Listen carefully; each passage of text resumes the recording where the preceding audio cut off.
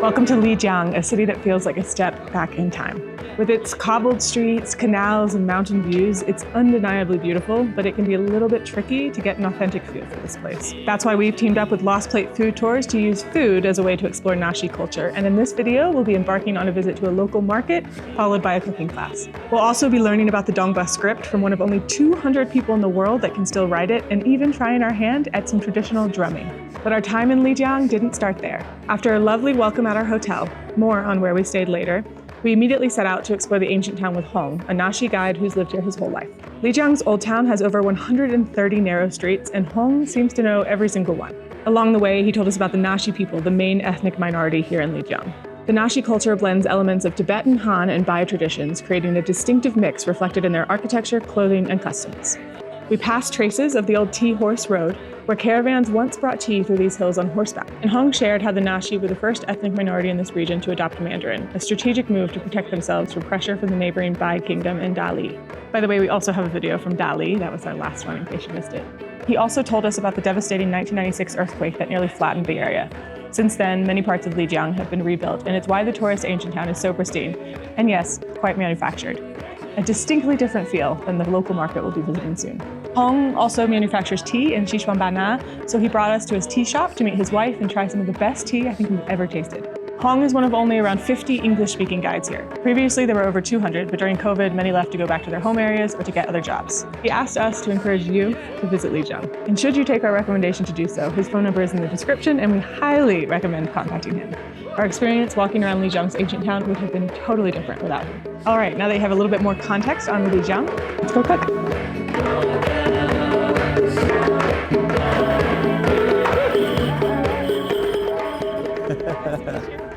Stephanie. Stephanie. Peter. Peter. Yeah. Hey, so today it's you who carry all the vegetable, something, fruits, etc. Okay? Whoa. We've just met up with Fancy to explore the Elephant Hill Market, which is Lijiang's biggest local market, ahead of our cooking class. And I have been looking forward to this for so long. We're actually going to do like 5 food tours with Lost Plate, and I've only heard 5 of those things, and I'm very, very excited to start to understand the food here in China a bit better. The cool thing about this market, she said, is that they don't actually have a lot of, or any, imported fruits and vegetables in Lijiang, but Yunan grows so much produce that there's obviously plentiful things here, and a lot of things that you can't even get in larger cities in China, like Shanghai and stuff. So in addition to fruits and vegetables, this market also has like Chinese traditional medicine, which Fancy knows a lot about. She used to translate for visiting French doctors pre-COVID. But the coolest thing we probably saw there was a big hunk of monkey's blood. That perked Hazel's interest immediately. I love this so much. There's nothing like coming to a market, but with somebody that is giving you so much information that if we came on our own, we would just be walking through, we wouldn't be getting anything. It's fun because this is like I love this so much. And we've been in China for over a week now, but because of I don't know, we haven't had this experience yet, and now we're about to have one in almost every city. Oh, it's brilliant. I was kind of hoping that a local market would mean a local breakfast, and it does, and it's a Lijiang baba, like a pancake, that we haven't tried yet. We're getting one sweet with brown sugar and one I think has ham. The Yunan ham, it's like prosciutto. It's really delicious. It's like a southern biscuit. Yeah, that's great. What a good breakfast food. It's hearty. The sweet one has this like brown sugar paste in it. It's also really nice. Beautiful thing about coming to foreign markets is that actually you can sometimes find stuff that you get at home. We just passed a guy selling like black pudding, and it's just straight up the same as the ones that we do back home. And then Fancy said it's even better if you fry it in a wok, which I mean is the same back home. If you fry it, it's even better. Oh, slow living can be life-giving, although we might disagree. If most our lives are lived in black and white, it makes the gray so hard to see. Everything looks so fresh and so good, and you just like want to buy it and eat it. I mean, the asparagus, I can't get over the size. I mean, this is even a small one. And you're thinking that you're not going to see stuff that you'd see in other places. Look, they make saucisson here as well. This is with like chili inside it. Oh, this place. Should we move to Yunan? I know. I mean, it's incredible. So Pete mentioned the similarity with English food. But here, we have our southern style pork rinds. It really feels like that travel cliche that you don't travel to.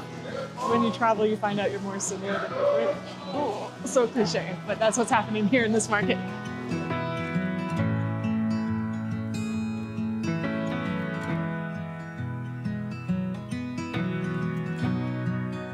This is it? This is Tibetan yak butter tea.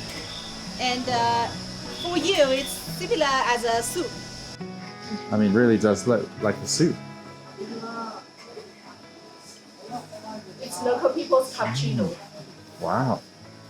I mean, I'm so terrible at describing things. It tastes also very much like a soup. I mean, you do get the butter sort of taste, but it's also super nutty as well. Hearty breakfast. This might be more my speed than the yak butter tea. It's a passion fruit wine. There's a whole assortment like plum and grape, mulberry. Thank you. Oh, it's nice. I'm trying the mulberry. It's lovely. Now for the whiskey. Now for the local whiskey. Oh my, look how clear that Thank is. you. Is it whiskey or moonshine? This is going to be rocket fuel, and I just know it. They don't have wheat here, so they don't do baijiu, but they do have a Tibetan barley. Wow. It's one of the best markets I think I've ever been to. I know. I've loved like in the world. so much. I mean, there's just been so much to look at, and also try, taste, smell, visual. I mean, it's just, we haven't even started the cooking part of this tour yet. That slow living can be life-giving.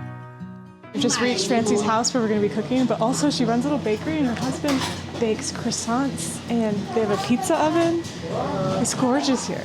The first dish we're preparing is Yunan ghost chicken, and Naxi people, the religion they belong to is Dongba, and they perform a lot of ceremonies, one of which, there's a few legends I believe, is to keep the ghosts happy and they sacrifice chickens. There's another legend that perhaps they scatter the chicken bones on the ground to like read the fortunes, but with both of those legends, they don't want to waste the chicken meat. So the dish, which I think is a kind of salad that we're preparing, is called Yunan ghost chicken. Right? Stephanie who cook? Mostly. Yeah, mostly. I don't know, occasionally. Pete does the laundry and the dishes. Whoa. Yeah, and the washing up. So the arrangement is good. I'm happy. Good job. We're making xiaoguo mi xian, clay pot noodles. And they eat mostly noodles here because rice is harder to cook because of the altitude, but once it's made into noodles, it becomes easier. So there's all sorts of stuff we're gonna put in here. I'm most excited about the fermented chili soybean paste that Francie's mom sends her every year, but there's also light soy sauce, there's also red oil with chili and a bunch of other spices, black pork, bean sprouts, pickles, tomatoes, herbs.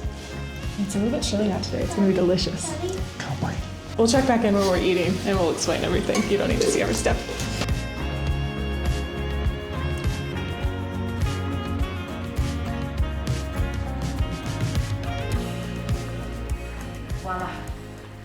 And now we eat. I'm so Do you think we excited. need spoons for this? I think just I'm gonna go in first with the xiaoguo mi xian. Yeah, the famous xiaoguo. And this is our traditional drinking. White apple tea Yeah. with a dried plum. I'll serve you. This is a sweet. So hey, you can try some traditional drinking. wow, Oh, it's good. so good. I think this is, I put it here. I think this is what we had for breakfast in Kunming. That we didn't know. Yeah. But Possible. we didn't know what we were Hazel. eating. Oh, that's very But this is possible. exactly it, because Yeah, I this remember is- the pickle taste. Yeah. This is excellent. If you haven't seen our video from Kunming, you should go watch it. I love the pickles. There's so many flavors. I don't know how to describe food. But the fresh tomatoes too, like it's so nice. I understand what we were eating then better because I cooked it. That works. This, we should make this summer in Tennessee. My dad's garden has every one of these herbs. It's such a good. It's so simple. None of them. There's nothing in here that you even have to go to a Chinese grocery store for. The final thing we made, so we made the Yunan ghost chicken, we made the xiaoguo mixian clay pot rice noodles, and then for dessert, we made paluda, which on first glance maybe doesn't seem that Chinese, and that's because it started in India, then it made its way through, it started in Persia, then it made its way to India, through Myanmar to Yunan, and it has sago, like a sticky glutinous rice, purple rice, coconut chips, mango, little condensed milk, and coconut milk.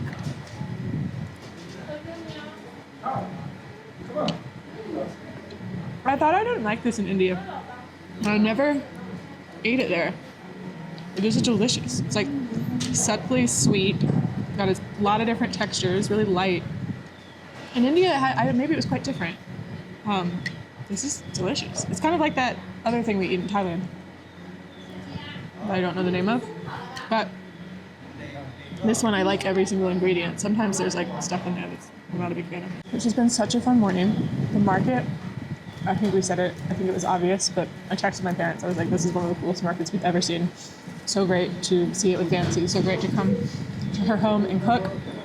It has been incredible. I feel like I understand more about Lijiang now, but we still have like a day and a half here. So we'll see you in the rest of this video. And a huge thanks to Lost Plate for working with us. Thank you, Pete. I was going to do it at the end of the video, but yeah, we are collaborating with Lost Plate in a variety of cities in China, so we're not done seeing them. But if they're the same quality as this, then we have a lot of cool tours ahead of us. So as always, information in the description and the discount code. Do it. Highly, highly recommend it.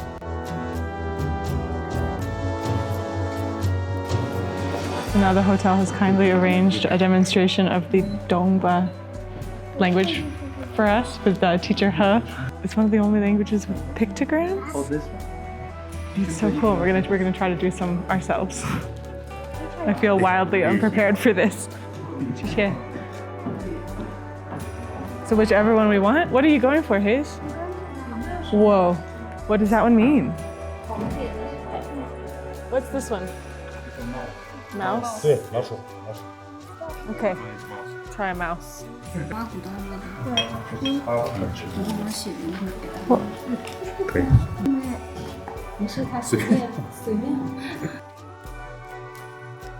did I do? It's a mouse.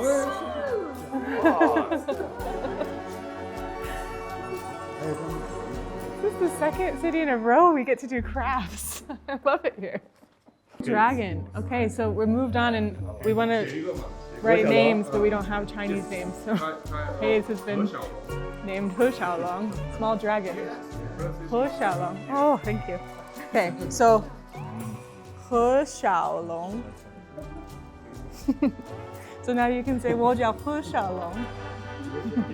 Just kind of incredible watching this because he's one of 200 people that can write Dongba. They are teaching it to young people again, but I asked how many people can do this and didn't expect it to be much, but 200 is really not a lot. Something that I didn't realize until after the fact is that Naxi classical music is one of the oldest continuous musical traditions of China.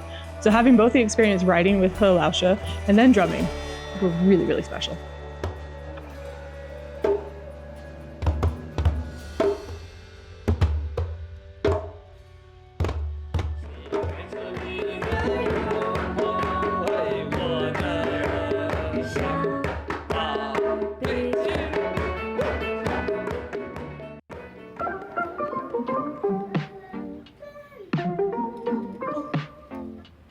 Good morning. We have just switched hotel rooms this morning, so it feels like a nice time to tell you about where we have been staying here in Lijiang. Our time in Lijiang is not over yet. We are just about to go to the Lijiang Impression Show, which you do not want to miss, but our hotel stays have been so fantastic, so I wanted to share with you some highlights. While here, we've had the opportunity to stay at both the Hotel Indigo and the Intercontinental, and don't tell the other hotels, but the Hotel Indigo has been our favorite stay in China so far. Both of the hotels are super convenient, situated right on the edge of Lijiang's Old Town, and the Hotel Indigo draws deep inspiration from the city's role on the ancient Tea Horse Road. The Tea Horse Road was a network of trade routes once traveled by caravans of horses carrying tea across the mountains, and you can actually see traces of this road when you visit the Old Town today. The vertical bricks that you see down the middle indicate the paths that were used by people, whereas the horizontal bricks on either side were previously dirt roads used by horses. There are just 68 rooms, all built in the traditional Naxi courtyard style with timber beams, stone pathways, and sloped rooftops that echo the old town's architecture.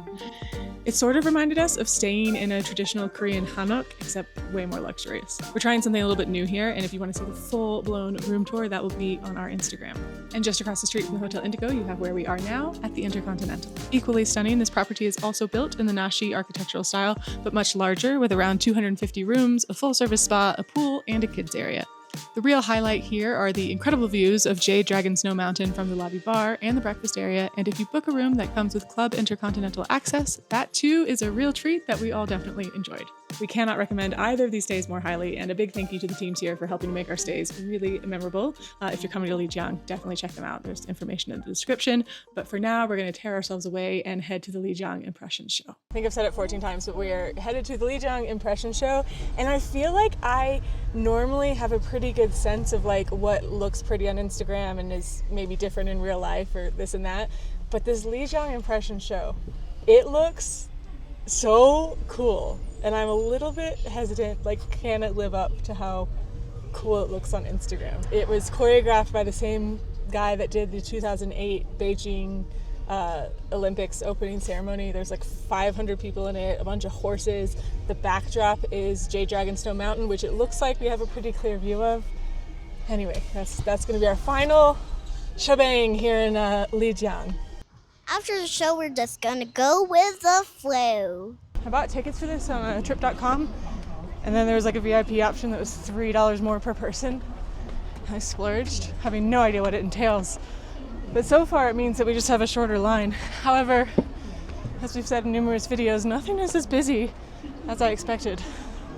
All right, so in addition to like a little crowded area straight in the center at the very top, which already feels worth it for $3 each, we also get these hats. And also water. And also water. Oh, but I guess me in this hat is not what you want to see, so let me spin you around. See what we're working with here, what the theater looks like. Bum, bum. This is gonna be cool, I think.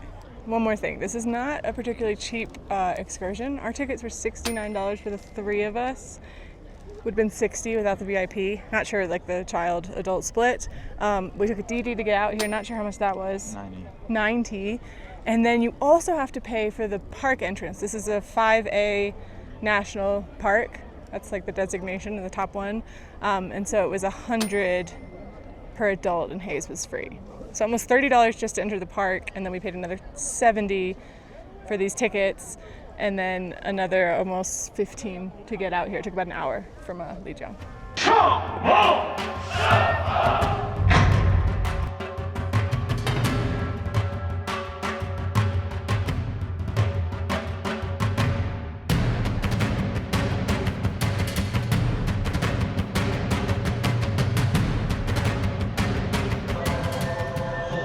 Performing arts always does it for me.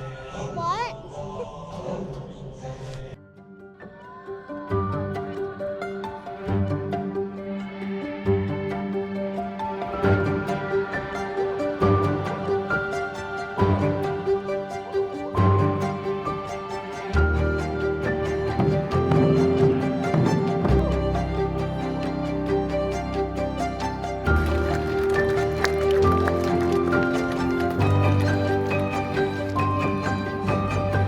Is it worth it? That was amazing.